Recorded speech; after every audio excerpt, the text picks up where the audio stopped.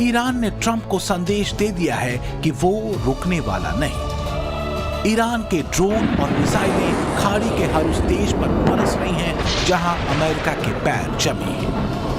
नमस्कार, पाठशाला की वीकेंड वाली एक्स्ट्रा क्लास में आप सभी का बहुत स्वागत। मैं हूं सुशांत सिन्हा। ईरान जंग रुकने के कोई आसार अभी दिख नहीं रहे। सऊदी अरब से लेकर कतर और ईरान तक में धधकती ऑयल रिफाइनरीज और गैस फील्ड्स को देखकर लग रहा है कि युद्ध की आग अभी बुझने वाली है भी नहीं। जो हाल एनर्जी सप्लाई चेन और मार्केट का दिख रहा है, उससे तो ऐसा भी लगने लगा है कि ट्रंप कोई और ही साजिश तो नहीं रच कर बैठे। वो आग लगाकर हाथ तापने वाला काम तो नहीं कर रहे हैं, क्योंकि साउथ एशिया में इकोनॉमिक तबाही आने की भी भविष्यवाणियां हो रही। आज बात ईरान युद्ध के मौजूदा हालात और उसकी वजह से आने वाले आर्थिक संकट की करूंगा, जिसको लेकर दुनिया के तमाम इकोनॉमिस्ट अलार्म बजा रहे हैं। इस बीच अमेरिका की इंटेलिजेंस चीफ तुलसी गबार्ड का बयान आया, जिसमें उन्होंने पाकिस्तान और चीन के न्यूक्लियर पावर को अमेरिका के लिए खतरनाक बता दिया है। वैसे पाकिस्तान के न्यूक्लियर हथियारों को लेकर पहले भी आशंकाएं जताई जाती रही हैं। इसकी वजह है पाकिस्तान में पल रहे इस्लामिक टेररिस्ट। ईरान जंग के बीच पाकिस्तान चीन के न्यूक्लियर हथियारों की तरफ संकेत क्या है? किसी और बड़ी घटना की भूमिका है क्या ये? आज इन सभी मुद्दों पर चर्चा करूंगा, लेकिन पहले ये रिपोर्ट देखिए।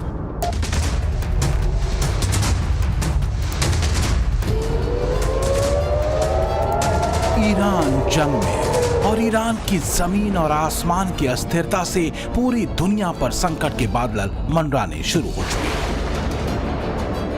तबाही और बर्बादी के बारूदी शोर में वैश्विक अर्थव्यवस्था पर बज रहे खतरे का अलार्म भी अब सुनाई देने लगा है। दुनिया ऊर्जा के गहरे संकट में फंस चुकी है।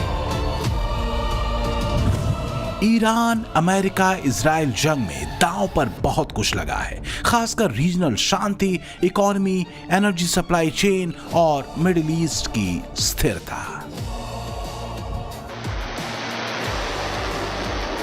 लेकिन ट्रंप की जंगी सनक और इरादे का कोई था नहीं मिल रहा। जियोपॉलिटिकल एक्सपर्ट कह रहे हैं कि अमेरिका से करीब 11,500 किलोमीटर दूर ट्रंप अपने देश को एक मुश्किल ट्रैप में फंसा चुके हैं और इसे अनदेखा करने या छुपाने के लिए ट्रंप के पास बढ़ा चढ़ाकर कही जाने वाली कहानियां भर हैं। The power of some of this weaponry is unthinkable. You don't even want to know about it. Oh, you could end this thing in 2 seconds if you wanted to. The Navy's gone, their Air Force is gone, their anti-aircraft equipment is gone. We're flying wherever we want, Pete. We have nobody even shooting at us. जिस Iran को Trump तबाह और शक्तिहीन बता रहे थे, उसी Iran ने आसमान में उड़ान भर रहे दुनिया के सबसे शक्तिशाली और हाईटेक माने जाने वाले F-35 फाइटर जेट को मार गिराने का दावा किया। ये वो तस्वीरें हैं। ईरान ने ट्रंप को संदेश दे दिया है कि वो रुकने वाला नहीं। ईरान के ड्रोन और मिसाइलें खाड़ी के हर उस देश पर बरस रही हैं जहां अमेरिका के पैर जमे हैं। ईरान ने सऊदी अरब, कतर, कुवैत, यूएई में तेल गैस प्लांट पर जोरदार हमले किए।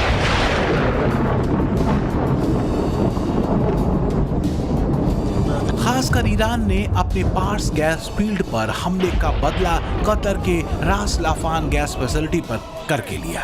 ईरान ने एक के बाद एक 14 मिसाइलें इस गैस फील्ड पर मारी। कतर का रास लाफान गैस फील्ड दुनिया का सबसे बड़ा LNG एक्सपोर्ट और प्रोसेसिंग हब है। कुवैत की 2 ऑयल रिफाइनरी पर भी ईरान ने ड्रोन गिराए। पहला हमला कुवैत की मीना अल अहमदी रिफाइनरी पर हुआ और दूसरा हमला ईरान ने किया कुवैत की मीना अब्दुल्ला रिफाइनरी पर। इसके साथ ही ईरान ने सऊदी अरब के सैमरेफ रिफाइनरी को भी धमाका कर उड़ा दिया। इससे सऊदी अरब को बड़ा झटका लगा है, क्योंकि हरमुज स्ट्रेट बंद होने के बाद सऊदी अपना तेल इसी रिफाइनरी से निकाल रहा था।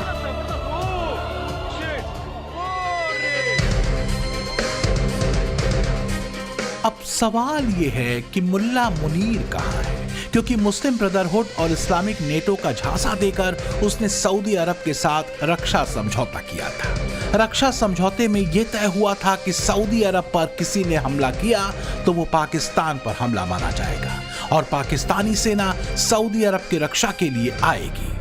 पर आई कहां? मुल्ला मुनीर कहां फरार हो गया? वैसे सच ये है कि पाकिस्तान के दुर्दिन अब शुरू होने वाले हैं और पाकिस्तानियों का भ्रम अब टूट भी रहा है। ईरान जंग ने बहुत से भ्रम तोड़ दिए, जैसे कि अमेरिका का यह भ्रम कि वो दुनिया का बॉस है, वो ईरान ने तोड़ कर रख दिया। मुनीर का इस्लामिक नेटो वाला पैंतरा और खुद को इस्लामिक देशों का लीडर मानने वाला भ्रम भी टूट गया। ईरान अपने पड़ोसी इस्लामिक देशों को भी तबाह कर रहा है। पाकिस्तान में मुनीर शहबाज इंतजार कर रहे हैं कि जंग थोड़ी रुके या थमे तो कटोरा लेकर खानदानी काम पर निकलें, क्योंकि ईरान युद्ध ने पाकिस्तान में महंगाई बेतहाशा बढ़ा दी है। पाकिस्तान को तेल की कमी की वजह से अपनी रिपब्लिक डे परेड तक कैंसिल करनी पड़ी भाई। लेकिन एक और बड़ी टेंशन है जो मुनीर को बता रही है कि भाई अब अगला नंबर पाकिस्तान का आने वाला है, और वो है अमेरिका के लिए खतरा माने जाने वाले देशों की लिस्ट में पाकिस्तान का नाम आना।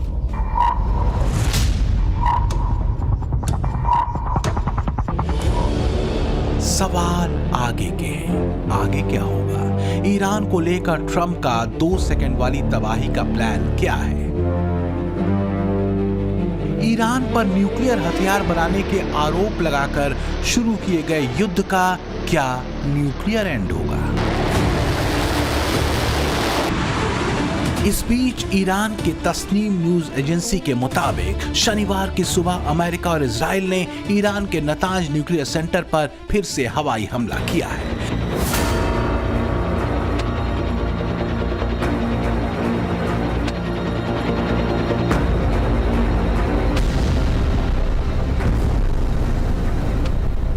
हालांकि रिपोर्ट में कहा गया है कि इस हमले में अभी तक किसी भी तरह का रेडियो एक्टिव लीकेज नहीं हुआ है। इस इलाके के आसपास रहने वाले लोगों के लिए कोई खतरा नहीं है। इससे पहले अमेरिका और इजराइल ने पिछले साल जून में भी इस न्यूक्लियर साइट पर हमला किया था।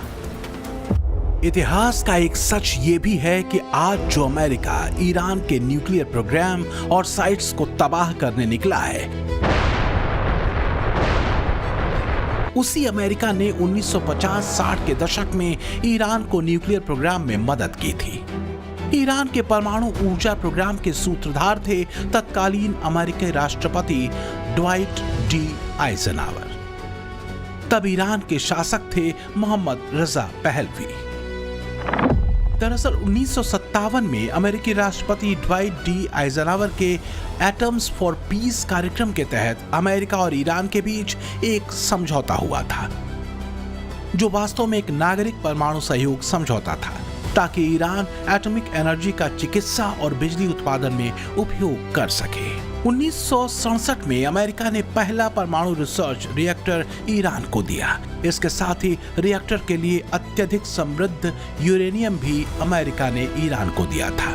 अमेरिका की तरफ से ईरानी वैज्ञानिकों को परमाणु तकनीक में प्रशिक्षित भी किया गया था।